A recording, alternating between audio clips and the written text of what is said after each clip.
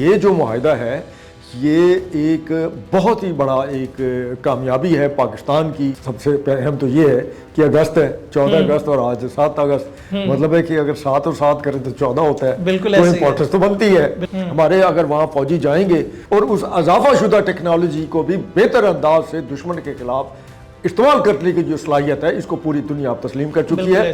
India کو یہ سوچ لینا چاہیے کہ اب اگر اس نے پاکستان کے خلاف جنگ کی, یہ تو اکیلے پاکستان کے خلاف نہیں ہوگی, یہ 4 ملکوں کے خلاف ہوگی اور اسے 4 ملکوں کے خلاف لڑنا پڑے گا. السلام علیکم, میں محمد اکمل اور آپ دیکھ رہے ہیں ساؤتھ پنجاب ڈیجیٹل. اس ٹائم پہ پوری دنیا کی نظریں جو ہے وہ ناظرین وہ پاکستان کے اوپر ٹکی ہوئی ہے کہ آج جمعے کا دن جو ہے پاکستان کے لیے انتہائی زیادہ مبارک ثابت ہوا ہے. آخر آج ایسا کیا ہوا ہے, آگے کیا ہونے جا رہا ہے, اس پر بات کریں گے. ہمارے ساتھ موجود ہے سینئر دفاعی تجزیہ کار خالد بیگ صاحب. السلام علیکم سر. جی وعلیکم السلام.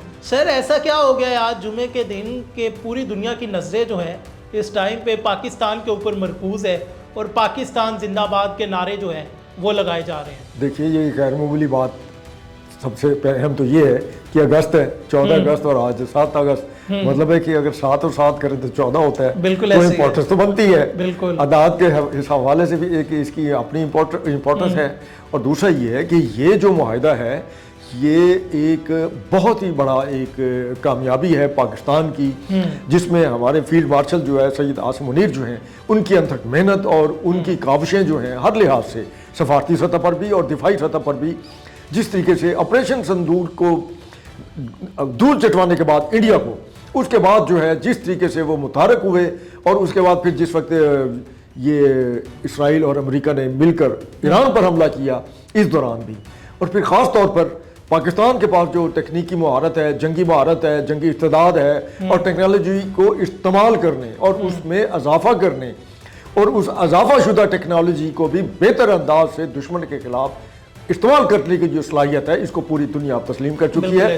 اور پھر دوسرا یہ ہے کہ سعودی عرب پہلے ہی پاکستان کے ساتھ یہ معاہدہ کر چکا تھا, لیکن اب اس میں ترکی جو ہے وہ بھی شامل ہو گیا, تو یہ بہت ہی خوش آئند ہے. اور ترکی بھی الحمدللہ اسلامی ملک میں, اسلامی ممالک میں اس کی فوج بھی بڑی مانی تانی اور جنگی صلاحیتوں کے حوالے سے بھی اس کا جو ہے مقام ہے ایک, تو اس لحاظ سے یہ ایک بہت ہی بڑی اہم پیش رفت ہے, اس میں کوئی شک نہیں.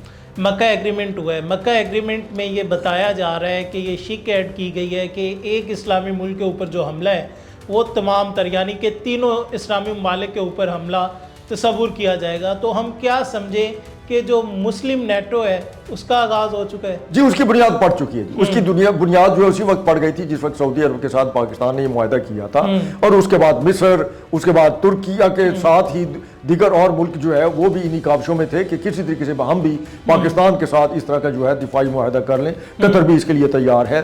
اور پھر سب سے اہم چیز یہ ہے کہ ہمارے ہاں شاید ہماری نظر اس پر نہیں تھی, لیکن ہمارے دشمن ملک بھارت کا ایک دانشور جو ہے پروین سہانی, اس نے 3 مہینے پہلے یہ اپنے ایک ٹی وی پروگرام میں بتا دیا تھا کہ آئندہ مستقبل میں انڈیا کو یہ سوچ لینا چاہیے کہ اب اگر اس نے پاکستان کے خلاف جنگ کی, یہ تو اکیلے پاکستان کے خلاف نہیں ہوگی, یہ 4 ملکوں کے خلاف ہوگی اور اسے 4 ملکوں کے خلاف لڑنا پڑے گا, جس میں اس نے چین کا بھی نام شامل کیا. ترکیہ کے حوالے سے بھی اس نے جو ہے انکشاف کیا تھا کہ عنقریب جو ہے وہ بھی سعودی عرب کی طرح پاکستان کے ساتھ دفاعی معاہدے میں شامل ہونے والا ہے. اور یہ اب جو اس وقت کی جو سٹیٹمنٹ تھی یا اس کے ٹی وی چینل پر اپنے جو چینل ویلاگ پر اس نے جو انکشاف کیا تھا, آج وہ حقیقت کی صورت میں دنیا کے سامنے ہے.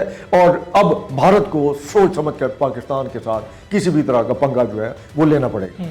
اس ٹائم پہ اگر ہم بات کریں بھارت کی کیا صورتحال ہے, اسرائیل کی کیا صورتحال ہے, افغانستان کی کیا صورتحال ہے؟ دیکھیں اب یوں دیکھ لیں کہ یہ سارے یہ جو ہیں یہ پاکستان کے دشمن ملک ہیں, بالکل تو انہیں اپنی پڑ گئی ہے, انہیں اپنی اس طریقے سے پڑ گئی ہے کہ اسرائیل کے اندر ایران نے جس انداز سے وہاں پر میزائل حملے کیے ہیں, اسرائیلی حکومت نے, اور اس کے پہ پابندی لگا کر اس کا سینسر کیا کہ وہ چیزیں سامنے نہ آئیں, اس کے باوجود بھی وہاں موجود جو ان کے اپنے لوگ ہیں, جو ان کے اپنے نیتن یاہو کے مخالفین ہیں, ان کی طرف سے جو سوشل میڈیا پر یا جیسے وہ ویڈیوز وائرل ہوئی ہیں اور کچھ غیر ملکی میڈیا چینلز نے بھی دکھائی ہیں, वो इंतहाई हैरान कन है कि ईरान ने इसराइल के अंदर इस हद तक बड़े पैमाने पर तबाही मचा रखी है।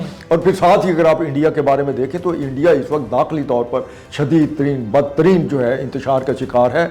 उसकी वजह ये है कि इंडिया के अंदर जो उसकी वो जो 7 सिस्टर्स हैं, जो बांग्लादेश के पार जो रियासतें हैं, वहाँ पर अमलन जो है बगावत की सी कैफियत है। और मणिपुर हो गया, नागालैंड हो गया, आसाम हो गया, वहाँ पर तो बाकायदा लोग जो हैं वो इंडियन आर्मी के खिलाफ बाकायदा सफा आ रहा है और वो चीज़ें भी सामने आहिस्ता आहिस्ता आ रही हैं। तो देखा जाए तो अब इंडिया के अपने अंदर भी जो हालात पैदा हो चुके हैं, इसराइल के अंदर भी जो हालात पैदा हो चुके हैं, ये एक ट्राइका था पाकिस्तान के खिलाफ जिसमें नरेंद्र मोदी ने बड़ी मेहनत की थी पाकिस्तान के खिलाफ इन मुल्कों को इकट्ठा करने के लिए, और उसमें अफगानिस्तान को पाकिस्तान के खिलाफ बेस बनाया गया था, दूसरा बॉर्डर बनाया गया था और दूसरा महाज खोला गया था पाकिस्तान की मगरबी सरहद से। वहां पर देख लें, वहां पर इस वक्त जो है 3-4 सूबे जो उनके शुमाली सूबे हैं, वहां पर इस वक्त जो है तालिबान रजीम जो काबुल पर काबिज है, उनकी रेट तकरीबन जो है वो ख़त्म हो चुकी है।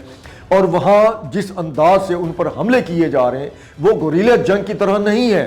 मतलब उनका वो जो समी सादत है, जो उनका नेशनल आर्मी का पुराना जो है वो एक जर्नल जो है जो लंदन में बैठा हुआ है, उसने कहा कि हम अब तालिबान के खिलाफ गोरीला जंग नहीं लड़ेंगे, हम सामने आकर लड़ेंगे। और बाकायदा वो उन्होंने साबित किया है। कुछ जगहों पर जब इनसे उन्होंने जो पोस्टें या कुछ इलाके जो इनके अपने कब्जे में किए हैं, अफगान तालिबान की भरपूर कोशिश के बावजूद, बड़े पैमाने पर जानी नुकसान के बावजूद वो कब्जा वहां से वापस नहीं ले सके। ये अफगानिस्तान की सूरत हाल है।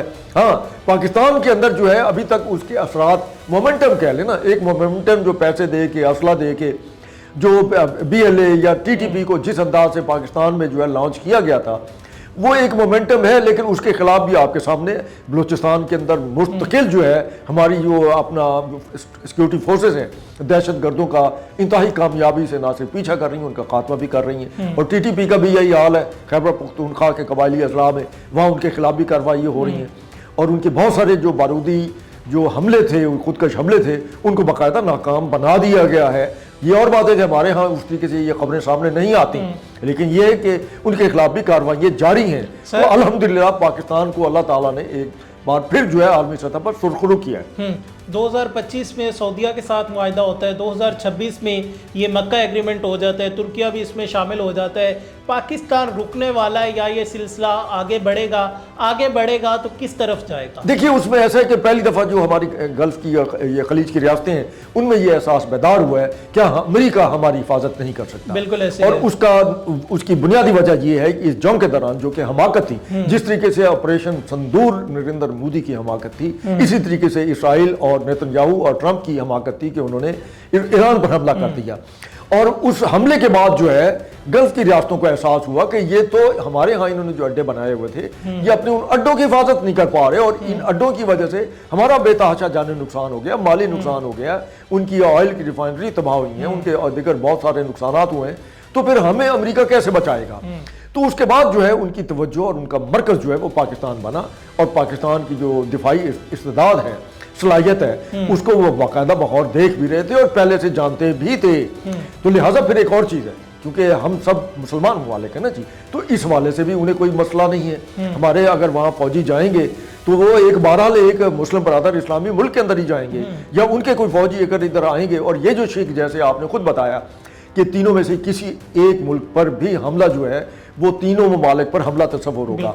उसकी एक बुनियादी वजह ये है कि इसराइल के अंदर ये एक खरनास जो है उनके दिमाग में ये पनप रहा है कि अब जो है हमारा दुश्मन जो है, अब हमें छोड़ना, ईरान को छोड़ें, अब सबसे पहले हमने तुर्की का सफाया करना है और हमें उसकी मनसूबाबंदी करनी है। तो तुर्की इस सूरत हाल को पहले ही भांप चुका था। तो अब इसराइल को भी समझ लेना चाहिए कि अब वो अगर तुर्किया पर हमला करता है तो वो अकेले तुर्किया पर हमला नहीं होगा, वो पाकिस्तान और सऊदी अरब पर भी हमला तस्वर किया जाएगा। और लामाला फिर हम इस मुआहदे के तहत जो है वो इसराइल के खिलाफ तुर्की की मदद को पहुँचने के लिए पाबंद है।